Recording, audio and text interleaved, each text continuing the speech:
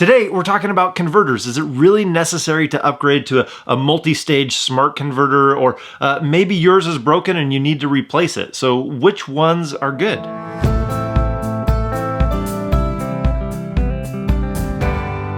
How's it going? I'm Jared Gillis. Welcome to another All About RVs, where it's our hope to share with you the things that we've learned about RVing so you can get out there and enjoy RVing. And I get a lot of questions about RV electrical, whether that's a converter, an inverter, solar, batteries, all those kind of things. But I thought we'd dive into the converter today. Now, the converter is one of those devices that gets confused for an inverter, and there's a few reasons for that, but they basically do a similar type of function, but in the opposite direction. So the converter that we're going to be talking about today is when you plug in your RV into shore power, it's going to take that AC power, the 120 volts, and it's going to convert it over to your DC so that your 12 volt system can operate, so that your slides can go in and out, your jacks can go up and down, your lights can turn on, and your batteries can charge. So those are the kind of things that the converter is allowing to happen. Now, for clarity, the inverter is going to do basically the opposite, the inverse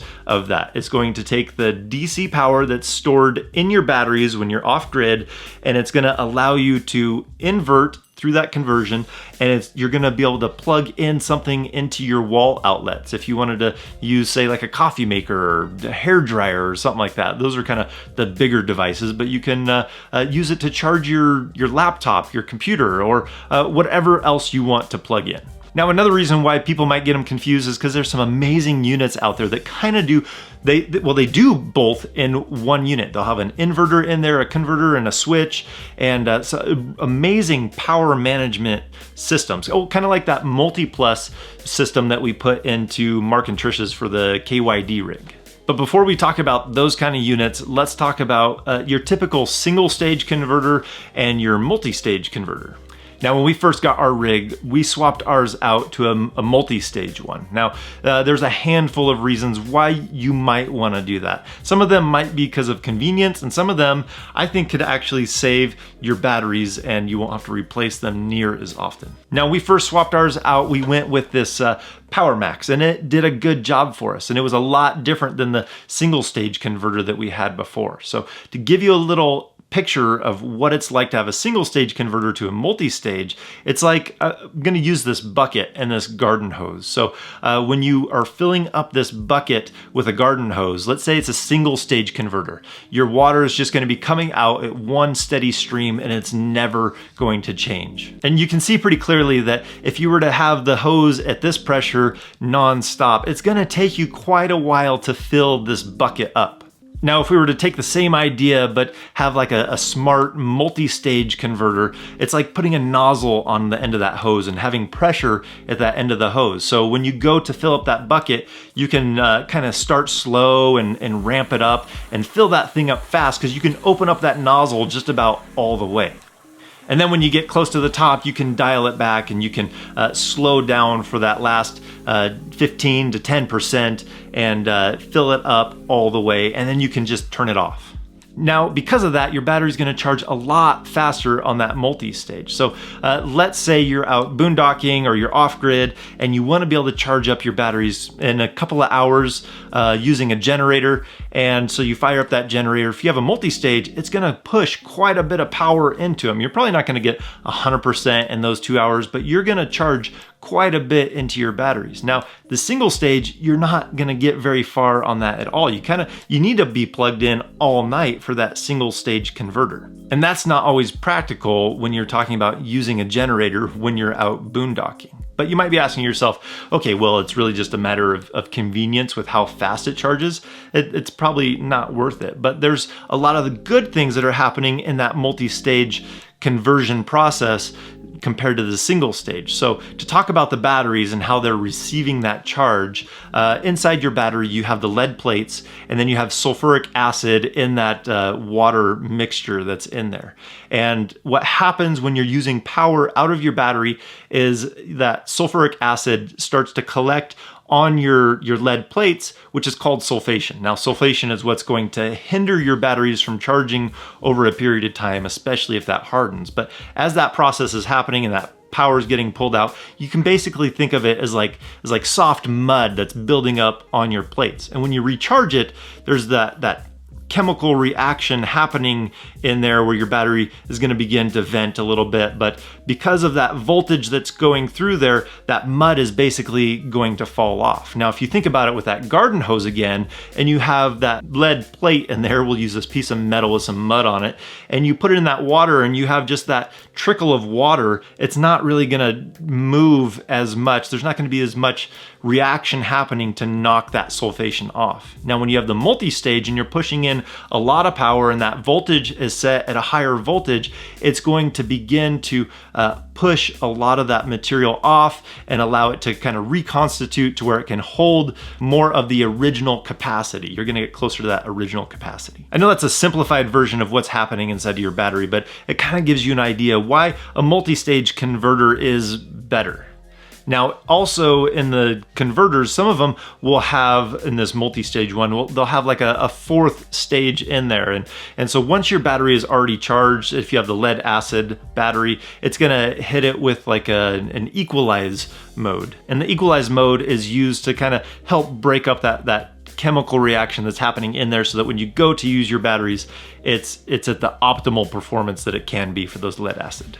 Now, one more good thing of the multi-stage over the single is the multi-stage has that float where it drops down to 13.2 and it's not really trying to push power into the battery, where the single stage, it doesn't really turn off. So if we go back to the bucket analogy, if you don't turn off the power, if you don't stop filling it up, it's going to overflow.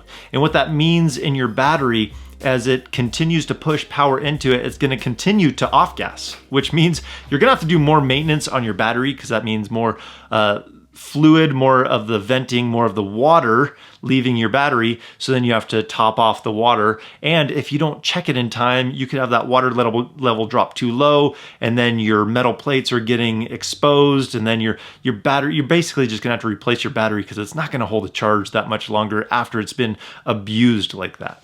That's what's so great about the multi-stage ones. It has that stage where it goes into a float mode compared to the single stage. It just keeps pushing.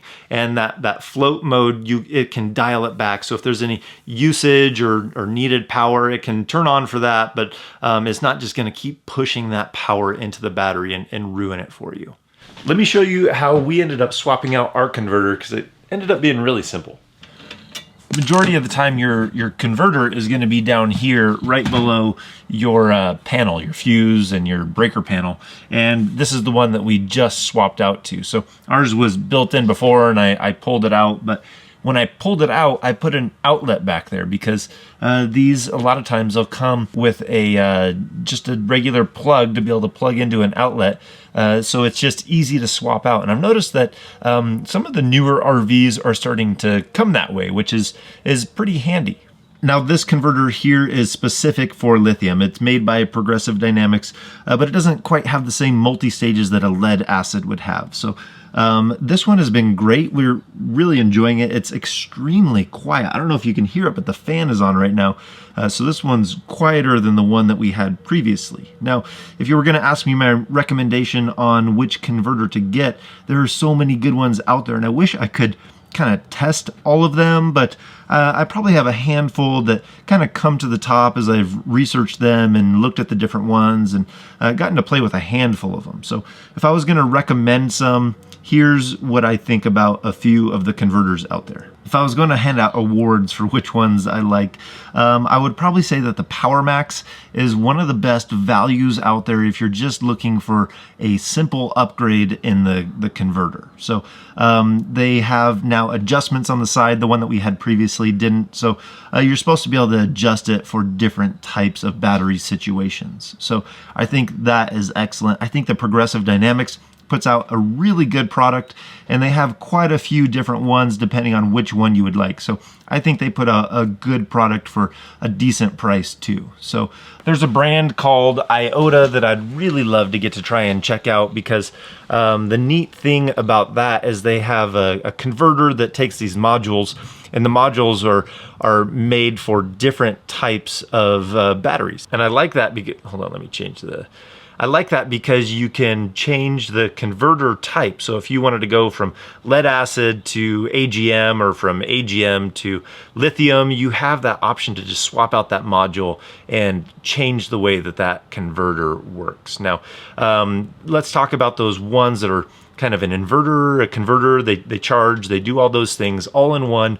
I usually lean towards the Victron. And the reason why is because I think for what they pack into there and all the features that they put into that thing, it's just a really good value. GoPower and Xantrex have some good ones that look good on paper. I haven't gotten to play with them yet, but Victron is a really good value for what they plug into their units. So I think that's going to be a wrap for today. If you wanted to see links to any of those products, that'll be down below. If you like this video or it helped you out, give us a thumbs up. If you haven't already, hit that subscribe button. And if we don't see you on the road, hopefully we'll see you in the next video.